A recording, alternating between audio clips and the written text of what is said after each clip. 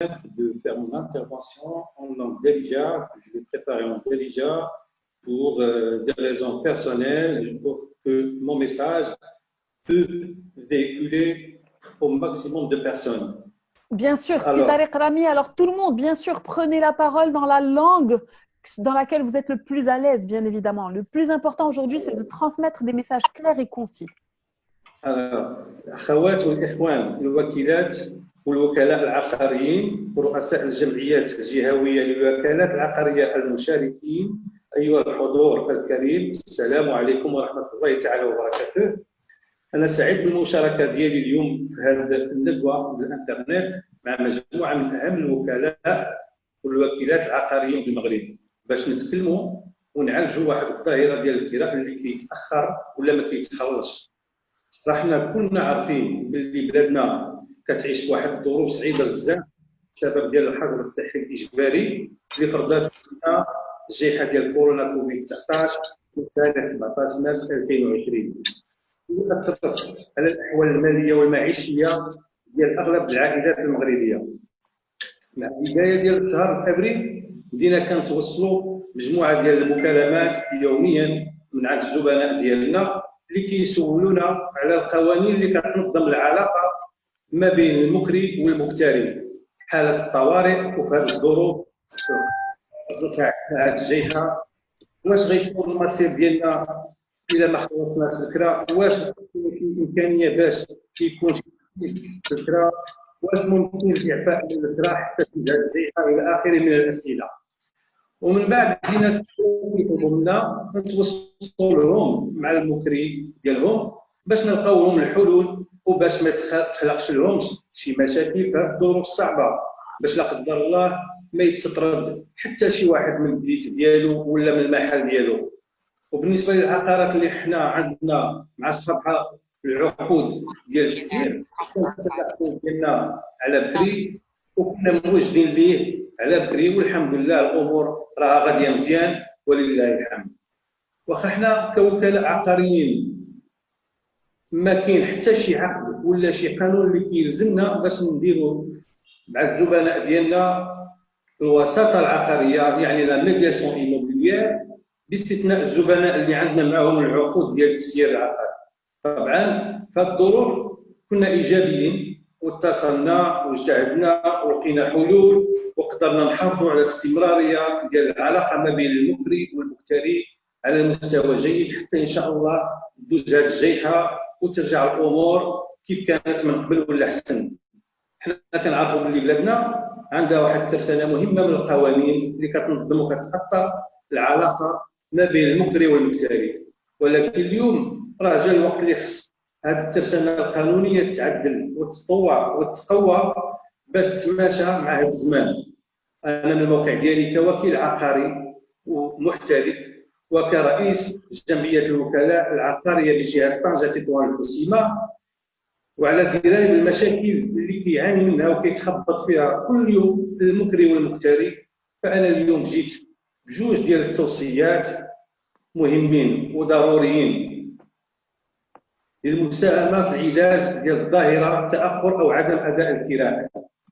المقترح الاول هو خلق التامين الاجباري ولا اختياري اللي كيتجدد تلقائيا كل سنه باش يضمن الخلاص ديال الكرا على المده كامله ديال العقد، وفي الحاله اذا تاخر ولا الى ما تاداش الكرا كيدخل التامين باش هو اللي يخلص في الحين. والمقترح الثاني هو كنطلب من الدوله باش تخلق واحد الصندوق مركزي لضمان العقارات المكريه اللي كيتفرض على كل مكتري يخلص القيمه ديال الشهر ديال الكرا على العقد ديال الكرا في هذا الصندوق بلاص ما يخلصها للمكري. وعند نهايه العقد اذا العقار رجع المكتري، اذا العقار رجعوا المكتري لله كيف تعطى له النهار الاول، صندوق الضمان تيرجع ليه فلوس الضمان ديالو، واذا كانت شي اضرار بين الموضوع كيتعالج حسب المصادر القانونيه اللي غيكون معمول بها في هذاك الوقت. انا اليوم بغيت التوصيات ديالنا جميع ترفع الى رئيس البرلمان في مشروع ملتمس ديال التعديل ديال قانون الكراء باش يتعرض ويتناقش في اللجنه ديال الشؤون الماليه والقانونيه ونتمناو يصدقوا عليه ويخرجوه للوجود، وهكا غادي نكونوا ساهمنا بالمعقول من الموقع ديالنا كجمعيات جهويه للوكالات العقاريه بالمملكه في تطوير القانون المنظم والمؤثر للكراء ببلادنا. وهنا في هذه الحاله حتى السوق ديال العقارات المثريه في بلادنا غادي ينتعش مزيان وغادي يولي فيه رواج كبير، حيت غيكون عندنا ترسانه قانونيه قويه اللي كتنظم السوق ديال الكراء العقارات والمثري والمغتري، غادي يكونوا بزوجهم محليين اكثر ان شاء الله. والسلام عليكم ورحمه الله تعالى وبركاته. شكرا. Merci beaucoup, merci beaucoup. C'est Tarek Rami. Vous représentez la région de Tanger. Vous nous avez parlé de la situation actuelle. Vous avez apporté certaines recommandations pour faire face à ces situations de crise entre bailleurs et locataires. Je vous en remercie. Je souhaite tout de suite donner la parole à Assaad Sadri. Assaad, où êtes-vous, Assaad? Si vous pouvez activer votre micro, Assaad Sadri.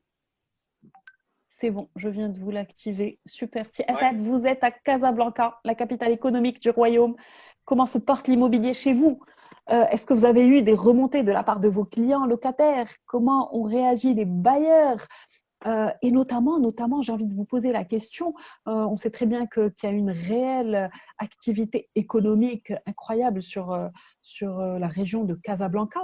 Comment se sont faits les échanges entre bailleurs et locataires, notamment dans le secteur des commerces et des bureaux? Qu'est-ce qu'il en est exactement à Casablanca?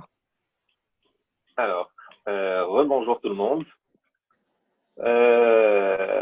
Alors, on va commencer question par question. Alors comment se porte l'immobilier à Casa? Je pense qu'il se porte de la même manière que partout actuellement, c'est-à-dire à l'arrêt. On est à l'arrêt total. Le premier mois de confinement, je vais dire qu'on était à l'arrêt à 100%. Depuis 2-3 semaines, on commence à avoir des leads, le téléphone recommence à sonner. Les gens préparent l'après-confinement, préparent leurs nouveaux besoins. Et je vais dire qu'à Casa, ça se manifeste à 90% par des demandes de villas. Tout le monde maintenant, pour les gens qui ont les moyens, qui étaient éventuellement dans des appartements de luxe ou des grands appartements, maintenant privilégient le fait d'avoir un jardin à l'extérieur et éventuellement un cadre de vie agréable. Donc ça se manifeste surtout avec le fait d'avoir des demandes sur des villas, notamment en extérieur, donc Bouskoura, Darbueza, dans des résidences où il y a un cadre de vie assez agréable qui pourrait aller et convenir, notamment s'il y a une deuxième vague, etc. Donc les gens se préparent un peu dans ce sens-là. Donc à 90%, les demandes vont dans ce sens-là, et ça se divise, on va dire, à 80% en location et 20% en demande d'achat. Donc c'est un peu l'idée maintenant qu'on a sur Casa. Alors après, pour ta deuxième question des relations bailleurs et locataires, alors on a eu quelques cas où on a dû intervenir soit de manière professionnelle, soit de manière solidaire. Alors je m'explique. Donc de manière professionnelle, c'est des biens où on a de la gestion locative, donc où on est tenu d'avoir un compte à rendre au propriétaire. Donc là, on a dû intervenir pour résoudre quelques petits problèmes, donc qui se sont conclus soit avec une gratuité de la propriétaire vis-à-vis du locataire, soit une diminution symbolique du loyer, pour être plus ou moins solidaire, avec les locataires. Alors nous, en fait, la grande partie, on va dire, des gratuités étaient destinées pour les commerces et bureaux, d'où ta question qui suit. Du fait que, contrairement à l'habitation, les bureaux et les commerces n'ont pas maintenant eux-mêmes le droit d'accéder à leurs locaux.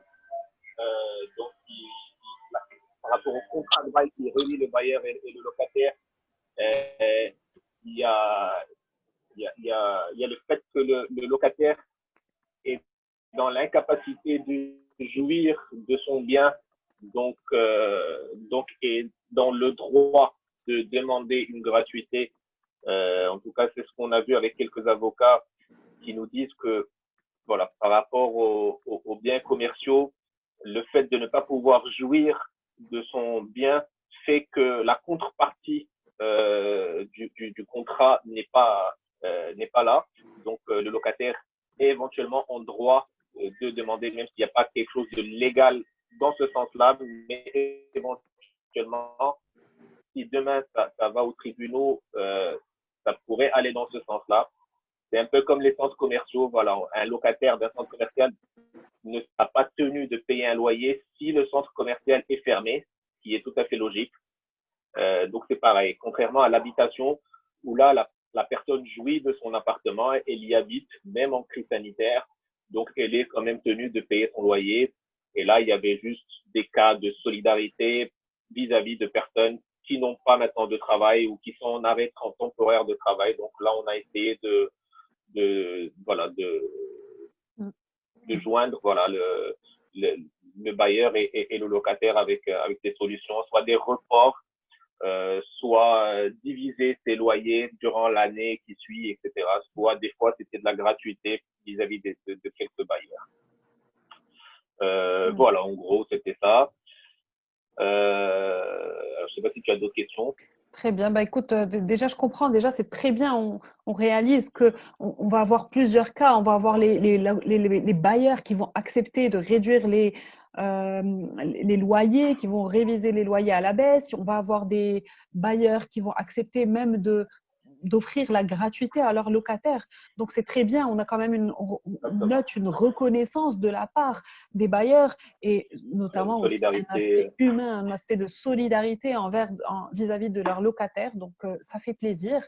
Alors, est-ce qu'aujourd'hui, tu aurais quelques petites recommandations par rapport à l'après-crise? Que penses-tu justement de l'après-crise? Est-ce que l'après-crise va connaître une chute des loyers, à ton avis? Alors, ça, maintenant, chacun joue un peu le visionnaire à ce jeu-là. Je pense qu'il est encore très tôt pour pouvoir prédire quelque chose. Moi, ma vision, en tout cas, c'est que sur certains types de produits, il y aura une petite baisse. C'est-à-dire que ça va pas être une chute, mais il y aura une petite correction. Comme pour moi, il y aura une augmentation sur d'autres biens. Comme maintenant, on a du mal à trouver des villas modernes avec des beaux jardins, etc. On a du mal à trouver des rez-de-jardin en appartement avec des jardins, sachant qu'on a beaucoup de demandes sur ça maintenant. Donc, je pense, voilà, c'est toujours la même loi de l'offre à la demande. Il y a des produits sur lesquels, comme ça, les villas, les sites sur Bouskoura, les rez-de-jardin, etc., où actuellement on a plus de demandes que d'offres, ce qui fait qu'automatiquement pour moi les prix ne vont pas baisser, voire même ils vont un peu augmenter. Et je pense que les appartements en ville, ou surtout qui ne jouissent pas d'un extérieur, une terrasse, etc., dans ces temps-là, je pense que ça va être les premiers impactés et qu'il y aura une petite baisse de loyer dessus. Je pense après pour la vente, c'est sûr que le nombre de transactions va baisser. Est-ce que les prix vont suivre la baisse ou pas? Je dirais peut-être d'ici la fin d'année. Pour moi, les 3 premiers mois, je ne pense pas qu'il y aura de baisse. C'est-à-dire les gens vont être en stagnation, vont voir dans quel sens on va aller. Et si ça ne reprend pas d'ici septembre, je pense que là, on va commencer forcément une petite baisse. Il y aura quelques promoteurs qui vont commencer à lâcher un peu de la grappe pour aussi payer leurs engagements, etc. Mais voilà, mais je pense pas que ça sera vraiment une chute brutale ou une vraie crise. Par exemple, on a des clients qui nous appellent aujourd'hui pour nous dire, ouais, si vous avez une opportunité, genre la villa qui coûtait 10 millions, qui va coûter maintenant 5 millions, moi je suis acheteur. Voilà, ça, cette euphorie-là, il faut oublier. Comme tu as dit, pour commencer le débat, on n'est pas en crise immobilière, on est dans une crise sanitaire. Donc, il faut pas mélanger les pinceaux. L'économie, certes, va être touchée, ce qui infligera une petite correction dans le marché. Voilà. Exact. Merci, merci beaucoup, si Assad. Je rappelle que vous êtes à Casablanca et voilà, comme à Tanger, c'est pareil. Nous avons cette crise que nous devons gérer et auquel nous devons faire face. Alors, je vais donner la parole à si Hicham Ben Saïd. Alors, Hicham Ben Saïd, j'active tout de suite votre micro.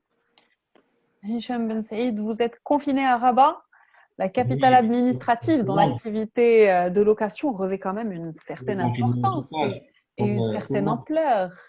Oui, Hicham. Alors, qu'est-ce que vous avez relevé dans votre ville? L'arrêt total d'activité, en effet, depuis quelques mois. Quelles ont été les réactions et les différentes demandes de la part de vos clients rabatés? Et comment est-ce que les instances de Rabat ont géré cette phase particulière? Bonjour tout le monde. Aujourd'hui, on est le mardi 12 mai 2020, ce qui veut dire presque 60 jours de confinement, jour pour jour, chez nous au Maroc. 60 jours de galère face à une catastrophe qui secoue le monde sans précédent. L'activité touchée, la faillite totale. Malheureusement, toute l'économie de notre pays tourne au ralenti. Notre gouvernement a eu recours à l'état d'urgence sanitaire et au confinement pour contrecarrer le Covid-19, ce qui a impacté le cours normal de la vie professionnelle des gens et a gelé les ressources financières en général, avec la diminution et la perte de revenus ou l'arrêt total de l'activité de nombreux ménages. Seulement, grâce aux directives de Sa Majesté le Roi, que Dieu le glorifie, le gouvernement a mis en place un plan de sauvetage d'urgence en cette période de crise. Ainsi, les Marocains se sont unis, se sont soudés notamment derrière le roi et derrière leurs dirigeants et se sont rassurés par les prises de décisions plus ou moins rapides et les mesures d'urgence qui ont été entreprises depuis le début de la pandémie. Et malgré les moyens limités, le Maroc a su se montrer à la hauteur des attentes des citoyens. Que ce soit du point de vue sanitaire, sécuritaire ou social, d'où l'État marocain a su se montrer fort et persuasif. En outre, les associations, les personnes morales et aussi les personnes physiques ont pu réaliser de véritables exploits en un temps record pour venir en aide aux plus démunis parmi nous.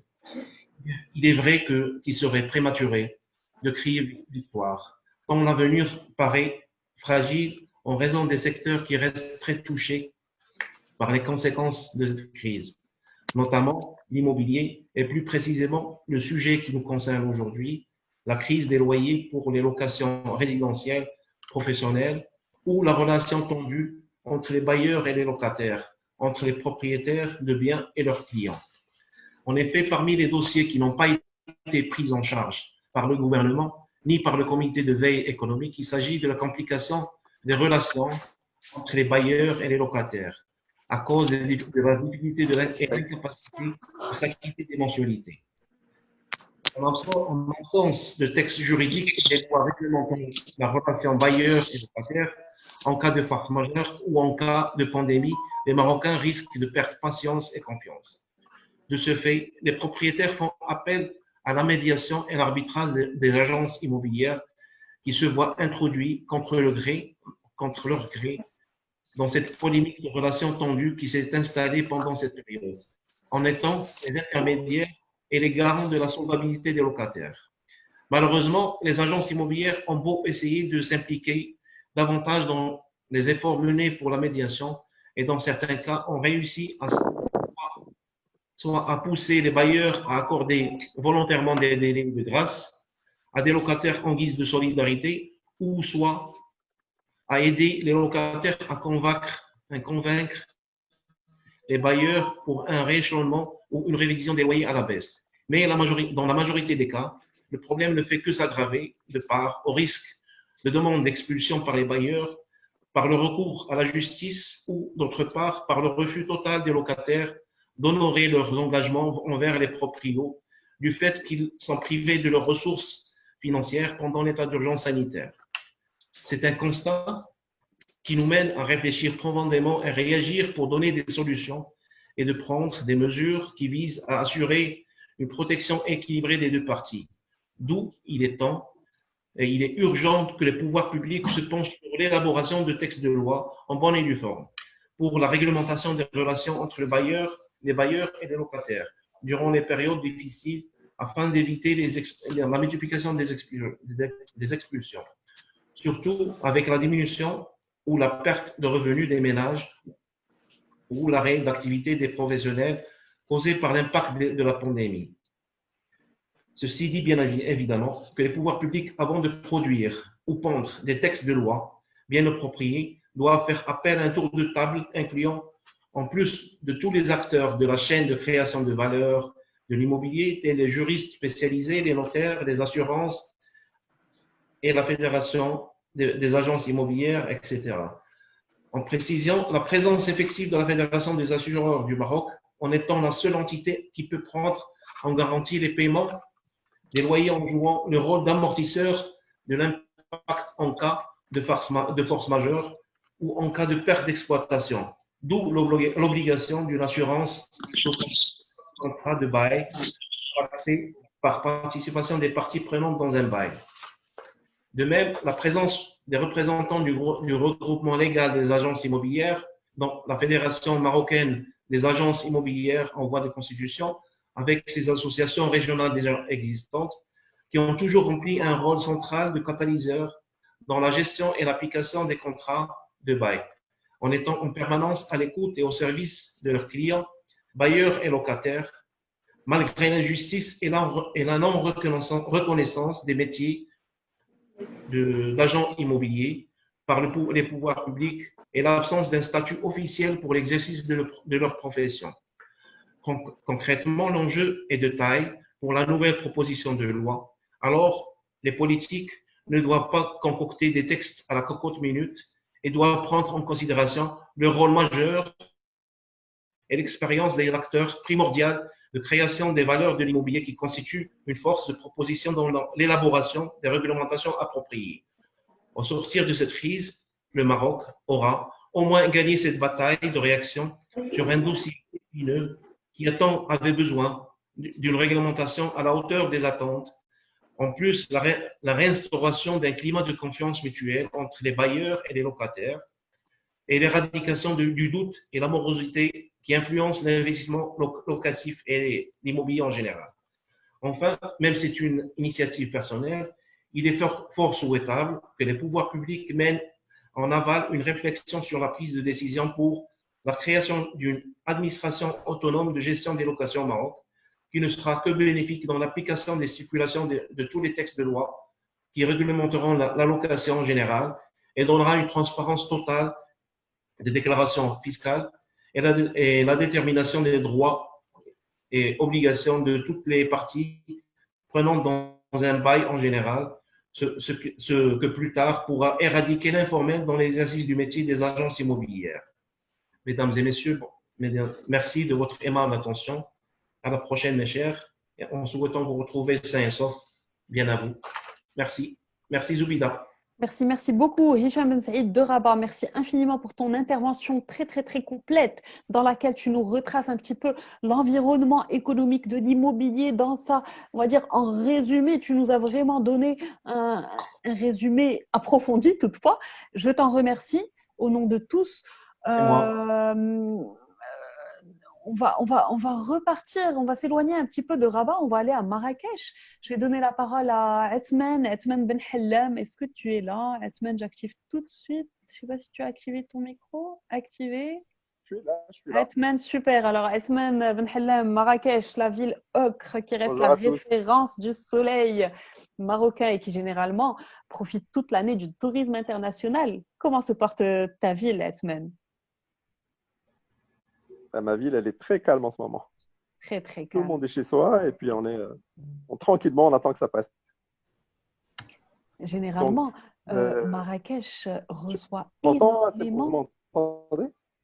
On t'entend très bien, Hetman. Donc, je disais, Marrakech reçoit Vous généralement m'entendez tout ou au pas? long Zoubida, de tu m'entends? l'année. D'accord. On t'entend très bien, Hetman. Oui, ben là, les avions sont fermés.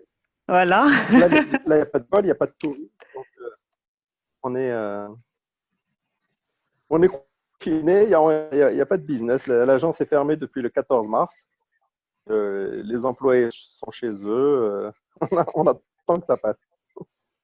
Maintenant, pour parler du sujet qui nous intéresse aujourd'hui, moi, je voudrais vous faire part des expériences concrètes que j'ai eues sur le terrain, parce que je pense que nous, on est d'abord des agents de terrain, et donc j'aimerais partager ça avec vous, pour vous montrer qu'on a quand même une diversité de cas. En fait, on a vu tous les cas. Entre le client qui nous a appelé pour nous dire, écoutez, je sais que vous faites la gestion pour moi, donc je ne vais pas pouvoir venir chez vous pour payer les loyers. Donnez-moi votre RIB, je vais vous faire un virement pour payer les loyers. Et tous les mois, depuis, on reçoit les loyers. Donc ça, c'est le meilleur des cas. On a des propriétaires qui nous ont appelés et qui nous ont dit, écoutez, j'ai plusieurs biens, j'ai décidé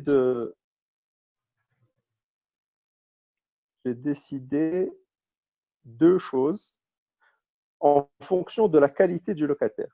C'est-à-dire que quand un locataire, j'ai jamais eu de problème avec le locataire sur l'année qui est passée, eh ben je consens une baisse de loyer de 50%, voire je suis prêt à ne pas toucher de loyer pendant les mois de confinement, parce que je sais que c'est quelqu'un de sérieux qui marche, la situation est difficile, je prends mes pertes moi aussi, et donc je veux bien consentir une réduction ou même une annulation de loyer. Par contre, concernant les locataires qui avaient du mal à payer avant, cela, je ne veux pas faire je veux pas leur faire de facilité, parce que je sais qu'ils étaient déjà en difficulté, donc ils vont continuer à être en difficulté. Et, je sais qu'à terme, je vais arrêter de travailler avec eux. Donc, il y a une différenciation en fonction des cas pour le bailleur et pour le locataire. On a eu aussi des gens qui disaient de toute façon, moi, je ne peux plus payer et je vous rends les clés. Ça encore, on a réussi à récupérer des clés et je pense que c'est mieux pour tout le monde. De toute façon, il savait qu'il n'allait pas payer. Il vaut mieux qu'il n'ait pas de dette. On l'a convaincu que la meilleure solution pour lui, c'est de nous rendre les clés de son local et il l'a fait. Le propriétaire est content et tout le monde est content. Et on a des gens, malheureusement, où le locataire dit je ne peux pas payer, le propriétaire, bon, c'est vrai que la situation est difficile, mais le propriétaire nous dit moi je ne comprends pas que quelqu'un n'ait pas de trésorerie, il faut que moi j'ai besoin de mes loyers et donc je vais aller au clash avec lui et ça va se terminer au tribunal après le confinement. Donc juste pour vous montrer qu'on a tous les cas de figure possibles qui se sont présentés à nous et c'est des cas concrets avec des clients réels. Et je pense que c'est la force des agences immobilières, c'est qu'on est sur le terrain et on peut faire les remontées de terrain des deux côtés, du côté du bailleur et du côté du locataire. Et ça, c'est le rôle central et primordial de l'agent immobilier qui va aider à résoudre le problème qui nous occupe aujourd'hui. En effet, Hetman, l'agent immobilier est aujourd'hui un acteur qui revêt toute son importance dans le secteur, dans la profession de l'intermédiation et le courtage en immobilier. Comment pensez-vous que nous allons sortir de cette crise? Comment voyez-vous l'après-crise? Aujourd'hui, personne ne sait comment ça va se terminer. D'abord, c'est en fonction des secteurs d'activité, c'est complètement différent. Je veux dire, une institution comme une banque qui loue un local va continuer à payer son loyer correctement et donc le propriétaire qui a ce local-là, il ne va pas trouver de problème.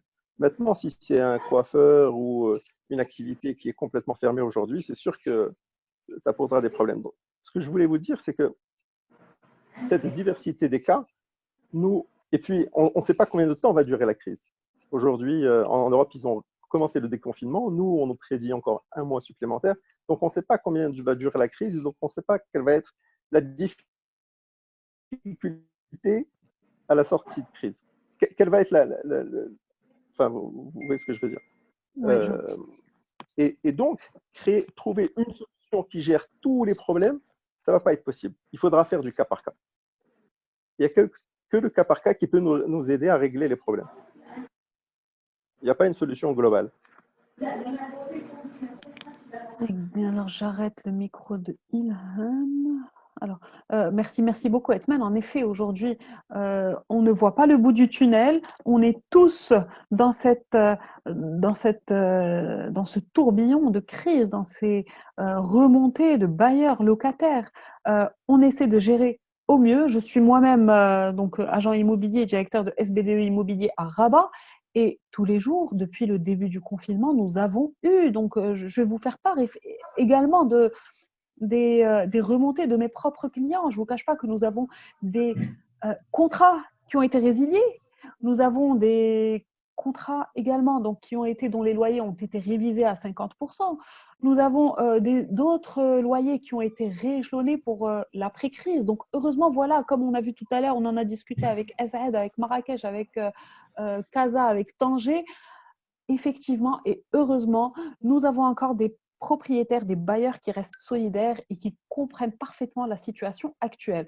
Alors, maintenant, je vais donner la parole à Si Abdelkader Dbar, qui est dans la ville impériale de Fès. Si Abdelkader Dbar, je vais activer votre micro tout de suite. Oups, je crois qu'on a dû… Ah, c'est bon. Super. Si Dbar, comment se porte la capitale de la culture traditionnelle? Bonjour madame. Donc globalement, on a beaucoup d'habitude. Donc ça fait plusieurs années que la ville de Fès connaît un marasme économique dont les causes sont bien connues. On ne va pas s'y atteler ici, puisque ce n'est pas notre sujet. Toutefois, cette pandémie est venue ajouter de la crise à la crise. Mais malheureusement. Donc, j'ai pas mal de clients qui sont mécontents. Donc, vraiment, c'est pas la joie. C'est pour tout le monde. Mes clients ne sont pas mécontents du fait qu'ils n'ont pas perçu leur loyer parce qu'il y a des problèmes par rapport à cela. Mais ils sont plutôt inquiets et comment dirais-je, dans le doute.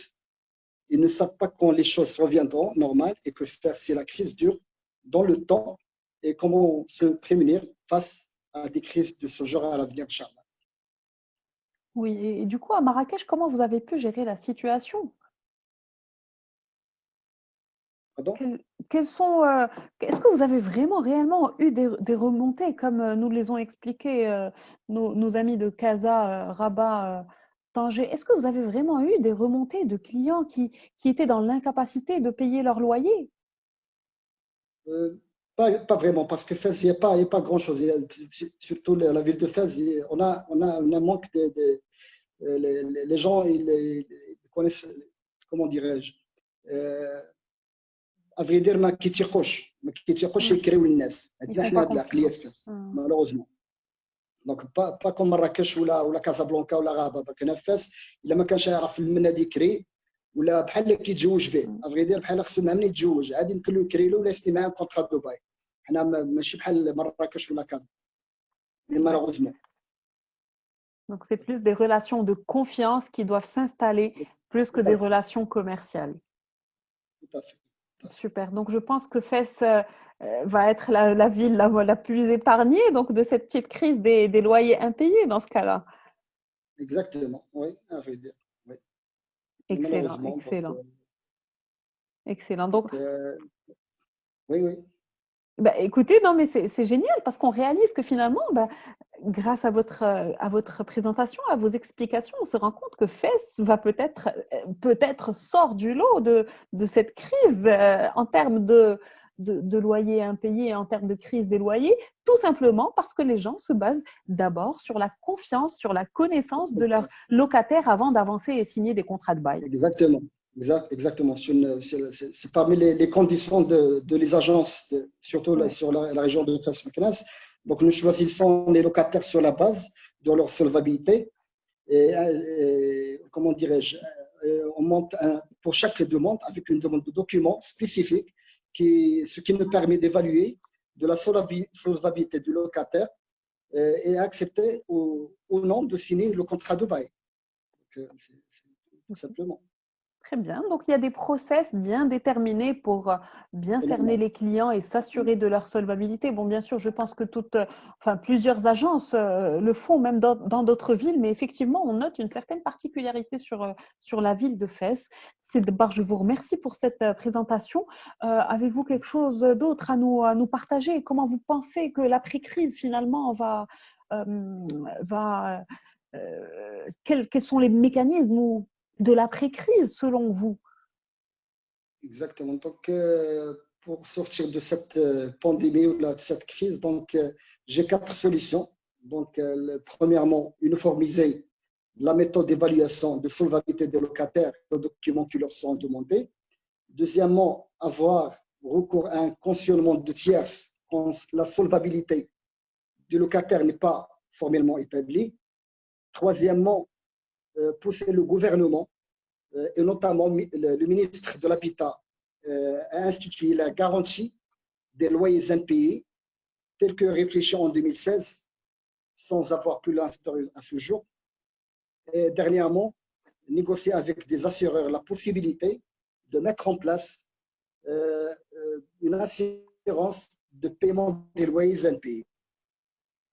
C'est des 4 débuts de solutions que je vous propose de discuter, à côté des autres pistes que je vous proposerai, Inch'Allah, tout au long de ce débat. L'essentiel pour nous aujourd'hui, c'est d'arriver ensemble à établir une liste de recommandations et peut-être, pourquoi pas, donc pour une commission qui s'intéressera et élaborera, Inch'Allah, un plan d'action ambitieux pour imposer une solution rationnelle et opérationnelle, capable d'atténuer d'abord les effets de ce problème, de le définitivement. Et Merci beaucoup, Sid Bar. Merci beaucoup pour toutes ces merci à vous, informations. madame. Merci également pour ces recommandations. Effectivement, malheureusement, nous n'avons pas au Maroc cette assurance de loyer impayé qu'on retrouve dans tous les pays européens et occidentaux. Et effectivement, aujourd'hui, le secteur des agents immobiliers se structure de plus en plus. Nous avons des experts, nous avons des professionnels de l'immobilier. Et donc, on sent vraiment que le marché atteint une certaine maturité pour être force de proposition de nouvelles lois qui vont pouvoir réguler ce marché-là. Alors, je vais retourner tout de suite à Rabat. Je vais donner la parole à Adil Rahmoun. Adil Rahmoun, je t'active tout de suite ton petit micro. C'est fait. Si Adil Rahmoun, que penses-tu de comment va Rabat? Comment va Rabat? Alors, bonjour à tous et je tiens tout d'abord à te remercier pour ta présentation qui fut adorable, sachant que tu m'as oublié. Alors, je me présente, je suis président de l'association régionale des agences immobilières à travers Rabat et sa région Kénitra Salé. D'accord. Je suis ancien membre de l'Observatoire immobilier entreprise et j'étais membre de l'AMAI et je m'occupais de toute la région Rabat, Salé, Kénitra comme pour la RAI aujourd'hui. Alors, je suis très heureux de voir que parmi nous, on a vraiment des professionnels de l'immobilier sur Marrakech, Tanger, tout ça qui nous suivent. Et pour moi aussi, c'est de montrer aujourd'hui que le métier d'agent immobilier est primordial justement parce qu'on a quelque chose que ce coronavirus nous a apporté, c'est-à-dire de dire qu'aujourd'hui, entre bailleurs et locataires, il faut un agent immobilier qui soit un intermédiaire et qui soit responsable et qui soit assidu, expérimenté et apporter un plus et surtout jouer l'arbitre parmi ses clients. Je voudrais ajouter aussi qu'aujourd'hui, je voudrais remercier Sa Majesté pour tous les efforts qu'il a fournis, ne serait-ce que pour la gratuité des habous. Il faut savoir que tous les loyers, que ce soit commercial ou bien habitation, sont dans la gratuité pour tous les biens de habous. Deuxièmement, il y a une loi aujourd'hui qui sort, surtout sur les commerces qui sont dans des, on va dire dans des malls ou bien dans des centres commerciaux où je pense qu'il va y avoir une dimension de loyer pure et dure, d'accord. Ce ne sera ni ce sera ni, on va dire, un loyer divisé par 2, ni par 3, ni par 4, ni on va le mettre sur le temps, non, pas du tout, on va carrément l'annuler. Et je vais vous remercier surtout tous ces acteurs qu'on ne parle pas et qu'on n'a pas parlé au niveau des locataires. Il s'agit aujourd'hui de voir les syndics, d'accord, les gérants d'agences, parce qu'on n'en a pas parlé, mais c'est eux qui travaillent pas mal de baux commerciaux ou bien de baux d'habitation. Et sur ces baux, il faut savoir qu'ils sont toujours là pour essayer de trouver une entente. Et comme ça, si bien dit, toutes ces problématiques, dommage pour nous, nous sommes en retard, nous ne sommes même pas reconnus en tant qu'agent immobilier. Aujourd'hui, il faudrait taper très fort et dire que c'est une perte pour la DGI. D'accord.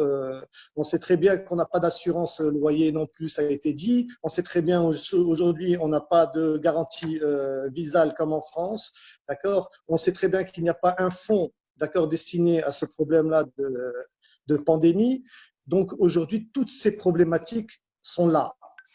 Et je tiens tout particulièrement à remercier beaucoup d'agences immobilières sur Rabat qui ont donné de leur temps, surtout pour donner une gratuité pour des appartements qu'ils avaient en gérance, pour des médecins. Ils ont mis à la disponibilité à ces gens-là gratuitement des appartements. Je nommerai pas ces agences, mais ils se reconnaîtront d'eux-mêmes. Et je tiens à remercier aussi tous ces balayeurs, tous ces syndics, tous ces concierges qui n'arrêtent pas de travailler, d'accord? Moi, je gère particulièrement certains biens et je peux vous dire qu'ils ont fait vraiment du très, très bon travail, d'accord? Et que ça soit, on va dire, de l'amont à l'aval, il y a beaucoup de choses qui ont été faites par les Marocains et on ne peut être que fier d'être Marocain aujourd'hui et de dire que aujourd'hui, je vais vous raconter 4 cas, d'accord? Des cas qui sont chez moi, parce que je travaille beaucoup avec des expatriés et les diplomates, d'accord? Et on a trouvé un consensus entre propriétaires et locataires exemplaire. Je peux remercier tous ces propriétaires-là pour leur patience, d'accord?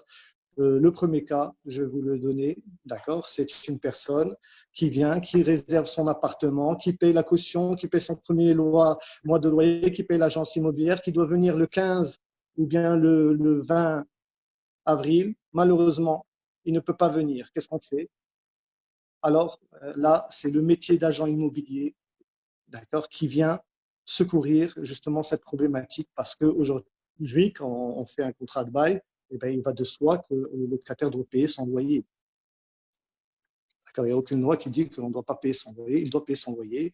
D'accord, un contrat se fait entre deux parties signées, donc légalisées, d'accord, enregistrées, donc tout est bon et tout ce qui en suit. On a pris contact justement par email avec les propriétaires et on a pris contact par email avec les locataires à l'étranger, demandant, d'accord, de faire un report concernant la jouissance du bien, d'accord, au moment où ces personnes-là reviendront au pays, d'accord, ils prendront le bien et ils paieront le bien à partir de cette date-là. Le deuxième cas, d'accord, c'est aujourd'hui un Marocain a une femme qui est enceinte, effectivement, et qui il a loué son appartement. Malheureusement, il ne peut pas faire son déménagement, encore une fois, et donc il ne peut pas jouir de cet appartement-là. Donc on a trouvé un consensus, effectivement, de faire une gratuité d'1 mois, d'accord, parce que là, la crise, si on fait le tour, elle dure 2 mois, d'accord, et si on reprend le travail, eh ben, on pourra reprendre les déménagements et tout ce qui en suit. Et donc, à partir de ce moment-là, on a décidé que chacun, pour qu'il n'y ait pas ni d'ira ni d'ira, hein, vous m'avez compris, qu'il n'y ait pas de personne qui soit lésée, ni le propriétaire ni le locataire. Donc, on a coupé la poire en deux, c'est de dire tu as 1 mois de gratuité. Donc, ça revient à dire que tu as 50% en fait du mois de loyer à payer. Et cela se passe très bien, d'accord. On a d'autres cas, d'accord, et on peut continuer sur tous les cas. Hein. Maintenant, moi, ce dont je veux parler surtout, c'est sur le côté des conséquences qu'il va y avoir, parce qu'il est bien beau de faire de la gratuité, mais il faut voir par rapport à la DGI, d'accord, est-ce qu'une attestation vraiment de non-jouissance du bien fera foi par l'un des parties, c'est-à-dire ou le locataire ou le propriétaire, ou bien quelles seront les pièces à fournir justement une fois à la fin de l'année. On doit préparer ça justement. Voilà. Alors aujourd'hui, moi je dirais aussi que je suis très content, d'accord, de voir que les ARAI se sont formés, d'accord, et que toutes ces personnes-là ont mis de leur bonne volonté justement pour essayer d'aller de l'avant, et on essaie de mettre et de demander que des lois soient appliquées, parce qu'aujourd'hui, il y a vraiment, comme on dit au Maroc, il y a une inadéquation des prix, de l'offre et de la demande et tout ce qui en suit. Mais je pense qu'il y a vraiment des lois qui ne sont ni adaptées à notre pays et on n'est pas obligé de se calquer à d'autres pays, que ce soit la France, entre autres. Aujourd'hui, il faut avoir des lois propres à notre pays que ce soit au niveau des expulsions, que ce soit au niveau de paiement de loyer. Je pense qu'aujourd'hui, pour faire tourner une économie, il faut que les gens payent leur loyer. D'accord? Il n'y a pas d'excuse. Aujourd'hui, il faut formaliser les choses. Aujourd'hui, il faut savoir qu'une procédure en justice ne peut pas commencer si la partie adverse ne prend pas, on va dire, la lettre que vient lui apporter l'huissier pour lui dire qu'il doit se présenter au niveau des tribunaux. D'accord? Et bien ça, c'est inadmissible. Aujourd'hui, on doit payer son loyer, on doit dire il y a des choses à changer. Et je pense aujourd'hui que l'expulsion, d'accord, n'est pas la seule chose à dire. Il faut parler aussi, si on veut que les loyers marchent et que les contrats marchent et qu'il y ait de l'offre et de la demande et qu'il y a, on va dire, de bonnes choses qui se fassent dans les règles de l'art, d'accord. Moi, je dirais aujourd'hui qu'un commerce qui reste fermé pendant 5 ans ou bien 10 ans, eh ben, je suis désolé, l'État doit exproprier le bien à sa valeur. Mais il ne peut pas le laisser fermer pendant des années et essayer de, on va dire, à l'époque, je me rappelle quand c'était les beaux jours dans les années 2000, jusqu'à 2007, eh ben, on était tous des spéculateurs. Donc, à partir de ce moment-là, aujourd'hui, il faut changer cette donne-là. Aujourd'hui, on n'est plus dans un mode de spéculation. Aujourd'hui, si moi, je dois répondre, qu'est-ce que vous pensez de l'avenir, comme dit M. D, je pense aujourd'hui que l'avenir ne viendra que de nous-mêmes et de nos lois. D'accord? Aujourd'hui, un promoteur, il peut se permettre de garder et de ne pas vendre ses biens. Il n'y a pas d'offre et de demande. Donc, il n'y a pas de logique là-dedans. Aujourd'hui, il faut être clair. Il faut que l'État, d'accord, ait son rôle et qu'il reconnaisse le métier d'agent immobilier. C'est simple. Tout à fait. On ne peut pas avoir des millions de personnes qui sont agents immobiliers. D'accord? On ne peut pas aujourd'hui, d'accord, avoir des banques qui nous demandent un taux d'intérêt aussi fort. D'accord? Parce qu'aujourd'hui, si on a un business plan et qu'on a un loyer, moi, quand je regarde les business plans, eh ben, je suis vraiment désolé. D'accord? Quand on regarde le loyer, eh ben, peut-être qu'il le paye, mais on voit bien que son salaire, il ne le perçoit pas. Il se fait un salaire de 10 000, 20 000 dirhams, mais il ne le perçoit pas parce qu'il n'arrive même pas à, on va dire, à subvenir à toutes ses charges. Et surtout aujourd'hui. Donc, il faut voir tous ces paramètres-là et comprendre qu'aujourd'hui, il y a énormément de choses à changer. Déjà, moi, je parlerai même des notaires. Il faudrait que les notaires s'associent avec les agents immobiliers. Aujourd'hui, je ne comprends pas comment un notaire ne pose pas la question d'entrée de jeu, d'accord, que pour un contrat de bail, si quelqu'un vient chez lui, il lui demande est-ce que vous êtes passé par un agent immobilier? C'est la première des choses à demander.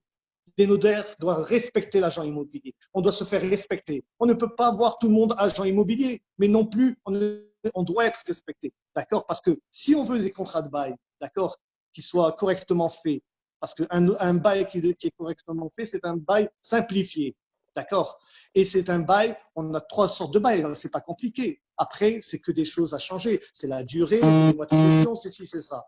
Mais même les mois de caution, on a un problème. Aujourd'hui, quand on parle de caution maximum 2 mois, eh ben, je trouve que c'est stupide. Pour moi, pour les commerces, au contraire, ça doit être une caution qui doit être de plus de 3 mois ou 4 mois. Si un commerce a un droit de franchise de 3 mois ou bien 4 mois parce qu'il doit construire ou bien il doit retaper son bien, eh ben, dans ces cas-là, la caution sera de 3 mois. Adil, ou bien 4 mois. Merci pour voilà. toutes ces informations. Ton intervention est très précieuse et très pleine, très riche, pleine d'informations. Merci pour les cas que tu nous as présentés. Merci pour ton partage. Merci pour tes recommandations. Merci à tous parce que vous avez été tous force de proposition et force de proposition de loi aussi que nous devons transmettre haut et fort pour apporter une certaine régulation de ce marché, que ce soit pour les loyers, pour les transactions, pour les notaires, comme a dit Adil. Effectivement, l'agent immobilier a son importance aujourd'hui et il faut qu'il soit bien évidemment respecté, reconnu et valorisé par tous les acteurs du marché. Alors, j'ai une invitée surprise, une invitée qui nous a rejoint. C'est Maître Hazzaz Zineb qui est avocate au barreau. Hazzaz Zineb qui est avocate au barreau de Fès, que je souhaiterais, que je remercie pour sa présence. Ah super, elle a activé son micro. Merci madame. C'est pas un effet de surprise, mais je suis très contente. Par contre, je suis surprise de ce webinaire qui est vraiment bien à point. très très bonne initiative, très louable, de très bonnes interventions. Mais je voudrais, si vous permettez, vous me donnez la parole, donc j'en profite. J'en profite pour dire qu'aujourd'hui, effectivement, nous sommes dans un contexte qui est particulier. On est bien d'accord. Tout l'enjeu aujourd'hui, c'est d'assurer un certain équilibre entre les parties. On a parlé des cas qui se présentent et j'étais contente, très heureuse d'entendre que un peu partout au Maroc, certains font l'effort de solidarité, il y a des exonérations, il y a des réductions des montants. Je suis très heureuse de l'entendre, mais il ne faut pas oublier qu'il y a un équilibre. Attention, il y a un équilibre. De par ma position, ce que je voudrais peut-être vous apporter, c'est que à aucun moment une exonération n'a été décrétée par le décret loi. Aucune exonération. Monsieur Assad, je pense, a parlé tout à l'heure de la possibilité de réduction pour manquement de jouissance du bien. Effectivement, la bataille sera très dure. Elle sera à couteau tiré selon la position qu'on défend. Effectivement, il y a une entrave à la jouissance, mais elle n'est pas du fait du propriétaire. Et c'est là toute la construction juridique en fait qui va devoir être faite d'un côté ou d'un autre. Mais ça va être tranché par la suite. Donc, je parlais pour les délais qui ont été accordés, la suspension des délais légaux. Rien ne parle, en tout cas dans le contexte actuel de ce qui a été, en tout cas légiféré par le décret loi, rien ne parle d'une suspension ou d'un retardement des délais de paiement. Ce sont les délais légaux qui sont en suspension, notamment, comme a dit Rahman Adil, les délais pour expropriation, justement, quand il y a une notification d'expropriation, mais cela voudrait dire qu'il y a eu une procédure antérieure qui est en train d'être exécutée. Effectivement, aujourd'hui, ce qui se passe aujourd'hui, c'est que c'est factuel, c'est que on ne peut pas intenter une action en expropriation pour non-paiement de loyer. Ça, c'est un fait. Mais ce n'est pas dû à un texte juridique précis qui donne un sursis ou un renvoi, si vous voulez, ou une suspension du paiement du bail. C'est dû au fait que les procédures judiciaires aujourd'hui ne peuvent pas être entamées comme elles l'étaient avant. Mais c'est juste une question de temps. Par contre, là, moi, je voudrais peut-être, là, je m'adresse peut-être effectivement aux agents immobiliers, c'est cette histoire de contrat de bail. Le problème aujourd'hui qui se pose, c'est que justement, on standardise ces contrats de bail. Et à mon sens, c'est là l'erreur. Parce qu'aujourd'hui, dans la crise actuelle, les contrats qui ont fait la différence, ce sont ceux où a été prévue une clause de réduction du bail en cas, je dirais pas de force majeure, parce que là, actuellement, on n'est pas en force majeure. Non, en cas d'incapacité de paiement du loyer ou en cas de non-pleine jouissance du bien ou de non-exploitation du bien. Ça, ce sont des contrats qui n'ont pas eu à voir, en fait, c'était un arbitrage très facile à faire entre les parties parce que le contrat le prévoyait. Et pourquoi le contrat le prévoyait? Parce qu'il n'était pas standardisé, justement. Parce qu'on ne s'est pas contenté de changer les noms des parties, les montants, la date, la durée et les fonctions. Moi, je voudrais mettre l'accent sur ça parce que c'est quelque chose de très important. Effectivement, l'intervention des juristes est très importante pour assurer. Aujourd'hui, pour certains d'entre nous, nous n'avons jamais vécu cette situation. Nous n'avons jamais imaginé pouvoir vivre cette situation. Et bien maintenant, la vie, il va falloir en tirer une bonne leçon pour les contrats à venir. Pour ce qui est de la force majeure, attention, ne créons pas de confusion. Nous ne sommes pas en état de force majeure. Ce n'est pas un cas de force majeure parce que qui dit cas de force majeure dit forcément soustraction au paiement.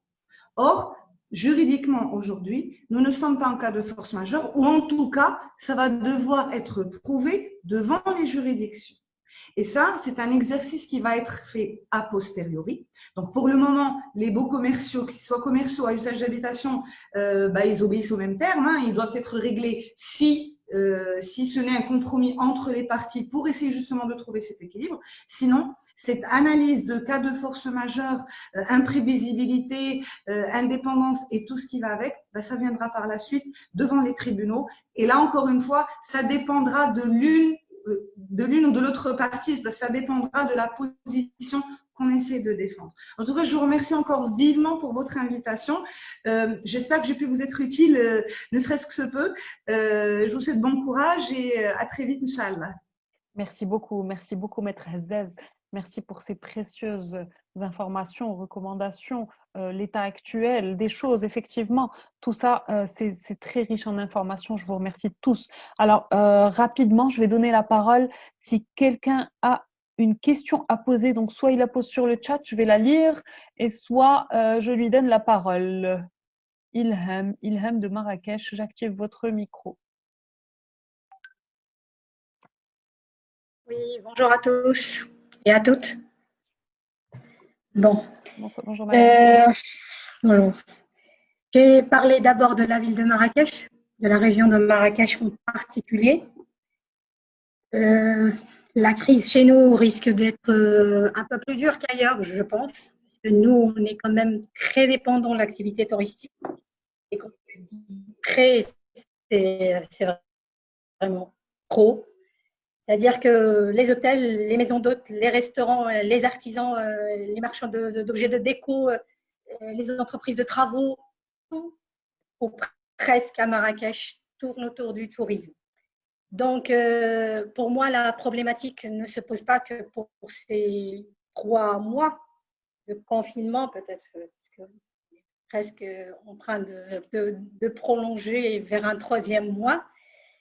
C'est pas que ça le problème. Le problème à Marrakech va durer encore plusieurs mois. Parce que tant que les frontières ne sont pas ouvertes internationalement, eh ben, on peut imaginer exactement ce que ça peut donner. D'autant plus que, et c'est encore plus grave, parmi les solutions envisagées, c'est encourager le tourisme local, le tourisme interne. Oui, ok, d'accord, on est bien content de le dire. Mais parmi les précautions et les préconisations qui vont être faites et données et logiquement, c'est que les frontières entre villes et régions vont rester fermées tant que ces villes et régions ne sont pas complètement nettes du virus. Tout à fait. Madame Ilham, quelle est votre question? Excusez-moi, je vous Ma question, je crois qu'on est en train de débattre sur un problème en le classant provisoire, alors qu'il est en train de devenir structurel et conjoncturel pendant plusieurs mois. C'est pour ça que je dis que la solution doit être vraiment posée et proposée d'urgence, surtout pour des régions comme les nôtres. Je suppose aussi qu'à Casa, il y a beaucoup de problèmes. Est-ce que pour nous, par exemple, les expatriés ici, la plupart n'ont plus de boulot parce que la plupart étaient liés carrément au tourisme. Et toutes les personnes qui travaillaient avec ou chez ces personnes sont en chômage et vont le rester pendant plusieurs mois. Donc, la problématique de paiement de loyer va se poser pendant plusieurs mois et pour plusieurs personnes chez nous. Donc, je me dis, c'est pas 2 mois et 3 mois qui m'inquiète beaucoup. Parce que, tout à fait. C'est un problème, effectivement, c'est une crise qui va risquer de s'inscrire sur la durée. Et effectivement, donc j'espère qu'on va pouvoir, que le gouvernement va pouvoir nous apporter des solutions bien précises. Je vous remercie, Ilham, pour votre intervention. Alors, pour faire plus simple et aller droit au but, si vous avez des questions, je vais vous demander de les mettre directement sur le chat. On va pouvoir y répondre directement. Alors, je vois Monsieur Mounheim qui vient d'intervenir. Alors, je vais lire son intervention. Alors, en principe, je ne vois pas comment un locataire de bureau ou de commerce peut-il stopper le paiement du loyer de manière unilatérale sans essayer d'avoir recours à Daman Oxygène qui lui attribue une facilité de caisse lui permettant le règlement de ses loyers jusqu'au mois de juin. Effectivement, donc il y a eu un fonds de financement Daman Oxygène qui a été mis en place qui permet justement aux entreprises qui sont en difficulté financière de demander un financement, une facilité de caisse sous présentation de justificatifs. Effectivement, les entreprises peuvent faire appel à ce fonds-là et demander à leur banque, s'adresser à leur banque pour pour la mise en place d'un financement. Alors la question, je ne vois pas comment un locataire de bureau ou de commerce peut-il stopper le paiement du loyer. Est-ce que quelqu'un souhaite répondre à M. Mounem, l'un des membres des ARAI?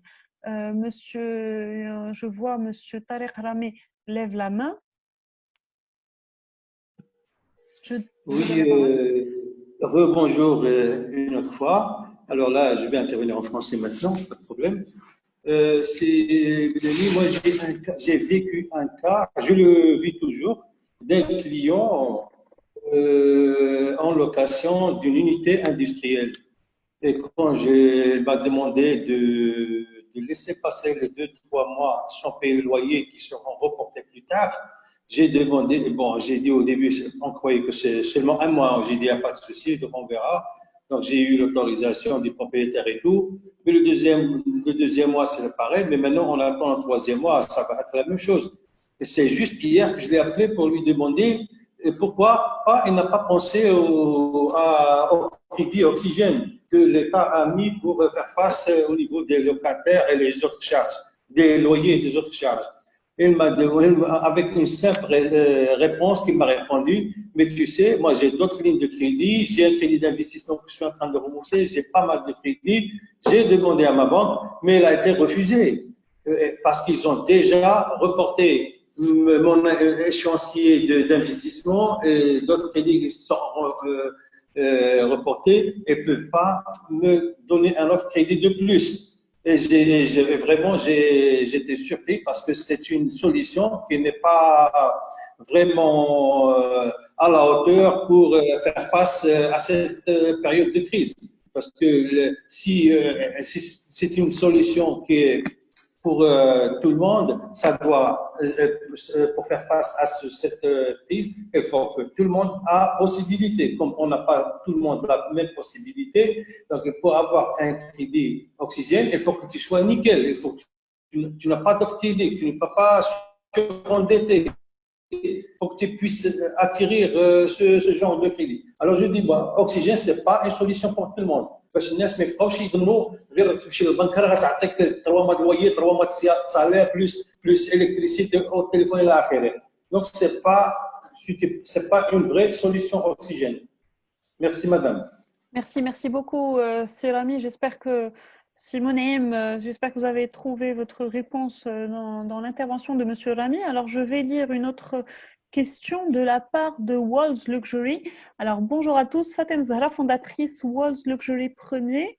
Je vais dépasser un peu notre point de discussion des impayés pour accentuer sur des affaires de VNA qui demeurent bloquées. Je ne vois pas une manière mieux que penser à les débloquer pour faire circuler et bouger notre roue économique et profiter de ce point pour soulever le rythme et rattraper notre marché. Ok, merci pour votre intervention. Une autre intervention alors de Madame Ilham de Marrakech. Quelles mesures peut-on prendre à titre collectif pour sensibiliser l'État à toutes les problématiques liées à l'immobilier et à notre rôle qui pourrait être en mieux mis en évidence pour gérer cette crise dans nos domaines d'intervention? Alors tout ça, je pense que les présidents des différentes ARAI, alors Adil Rahmoun, Monsieur Debbar, Monsieur Tariq Rami, Monsieur Ben Saïd, Monsieur Assaad et Othman, je pense qu'ils ont un petit peu répondu à ces questions-là. Est-ce que vous avez d'autres questions pour lesquelles vous n'avez pas trouvé de réponse justement lors des échanges? Alors, Monsieur Hakim Lahbabi, attendez, bonjour, attendez, je crois que la ville de Fès a les mêmes problèmes de loyer que les autres villes ou plus pire. Monsieur Hakim Lahbabi, je ne sais pas si vous êtes de Marrakech, bon, d'après ce que nous a présenté Monsieur Debbar, Fès, on va dire, d'après la gestion une gestion de proximité qu'il y a entre les bailleurs et les locataires. Donc, peut-être, bon, c'est sûr qu'on ne va pas dire qu'il y a zéro problème, zéro crise économique et immobilière dans la ville de Fès. Bien évidemment, c'est une ville comme les autres qui a ses particularités, qui a ses avantages, qui a ses inconvénients dans la gestion des différents acteurs et parties prenantes du secteur. Mais c'est sûr que oui, bien sûr qu'il va y avoir des cas particuliers comme dans toutes les villes dans lesquelles il va y avoir des soucis de loyer impayés. Alors, Nrea Center, soyons francs, nous bailleurs sommes la 5e roue du carrosse lorsqu'il s'agit de payer son loyer. Je ne sais pas ce que vous voulez dire exactement. Alors, bien, écoutez, je pense qu'on va aller vers les conclusions. Je vais lire les dernières interventions. Karim Ibrahimi de Rabat. Les gens doivent savoir que c'est une crise. On demande aux gens de payer les loyers les prochains mois, mais en même temps, il y aura une crise. Mais c'est sûr, on est rentré dans une crise économique. L'immobilier en fait partie. Les boutiques sont fermées, les restaurants sont fermés, les cafés sont fermés. C'est sûr qu'aujourd'hui, on a une réelle crise économique. Bon, j'espère qu'on pourra en sortir rapidement. Je ne sais pas comment, je n'ai pas la réponse, mais je l'espère fortement. Merci à tous, merci à tous les intervenants pour ce débat fructueux. Merci à vous, Madame Fdouala Gueragui. Merci à vous pour votre présence. Écoutez, on va arriver à la conclusion. Merci à tous d'avoir été là. Nous avons été pendant 1h40, ça fait 1h10. Ça fait 1h10 qu'on a commencé ces échanges, ce débat. Merci à tous. Nous avons été à peu près 50 à être présents pendant 1h10. Ce débat a été très riche. Nous avons eu les différents retours des différents acteurs de l'immobilier dans les différentes villes, Rabat, Casa, Marrakech, Tanger, Fès. Merci infiniment pour votre apport, pour vos recommandations précieuses. J'espère que nous pourrons les porter auprès des instances décisionnaires pour avoir une nouvelle une régulation de notre secteur. J'espère que ces recommandations pourront être bien exploitées pour mieux gérer les crises économiques dans l'avenir. Merci encore. Je vous inviterai probablement très bientôt pour un nouvel échange qui traitera du transactionnel du secteur de l'immobilier, les ventes, acquisitions. Nous savons tous qu'on a eu pas mal d'opérations qui sont restées en suspens. Nous avons des banques que nous avons contactées et qui nous ont dit comme ça, non, pas de déblocage de crédit pendant cette période, mais où va-t-on? Je veux dire, à un moment, il faut que la roue continue à tourner, quelqu'un en a parlé. Donc j'espère que bientôt, nous pourrons relever ce défi et sortir de cette crise économique, immobilière, sanitaire, indemne. Et je vous dis à très très bientôt pour un nouveau webinaire ou peut-être une nouvelle conférence en présentiel. Au revoir à tous, très bonne soirée, Ramadan Moubarak et à bientôt. Ciao, ciao. Merci tout le monde, au revoir. Merci tout le monde, ça a été intéressant. Merci à tous les intervenants et merci à tout le monde et merci à Média 24 de nous avoir suivis également. Et sûrement la semaine prochaine. À bientôt tout le monde. Ciao, ciao. Merci beaucoup. À très bientôt, Inch'Allah.